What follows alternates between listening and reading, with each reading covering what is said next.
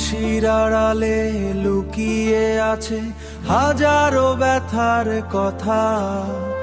যাদের আপন ভেবেছিলাম তারাই দিল ব্যথা। স্বপ্ন নিয়ে চলেছিলাম অনেক দূরের পথে, আজকে আমি একলা বসে হারিয়ে গেছি ব্যথাতে।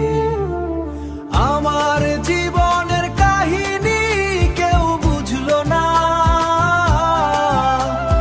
চোখের জলের ভাষা কেউ শুনলো না। পকেটে টাকা না থাকলে কেউ আপন হয় না, প্রিয় মানুষটাও একদিন আর খোঁজ রাখে না। সময়ের সাথে বদলে গেছে চেনা মুখের ভিড়, ভালোবাসা খুঁজতে গিয়ে পেয়েছি শুধু নিঃসঙ্গনী।